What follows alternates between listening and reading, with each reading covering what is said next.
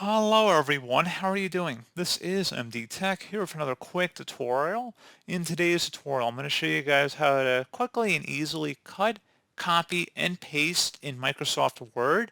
And this tutorial applies for other Office products as well, and even most applications or files in general. It's a pretty universal system of how to copy and paste, and it's applicable in a lot of different ways of using a computer. So without further ado, let's go ahead and jump right into it. So the first thing we're going to cover is how to cut text, which basically means to copy text from one location and then paste it into another area. And once you paste it in the other area, it will be removed or deleted from the original source. So I'll show you guys how to cut text first. So let's go ahead and cut the last paragraph or last section of this paragraph on the first section here. So let's go ahead and cut the last sentence of this first paragraph here. And then I'm going to go paste it at the end of this second paragraph. So I'm just going to right click in a blank area. And I'm going to select where it says either keep source formatting or keep text only. It doesn't really matter.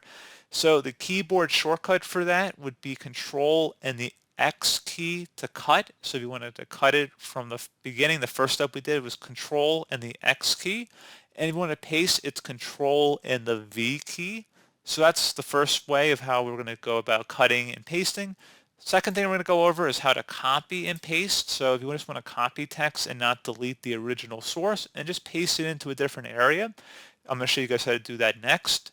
So go ahead and highlight over whatever text you want to copy, right click and copy. That would be the Control C key combination. So again, the Control and the C key on your keyboard at the same time. That will copy that instead of having to right click and copy over it. You would have to highlight the text regardless, and then go to the area of the destination where you want to paste the text, right click, and then select the paste option like we did after cutting the text previously.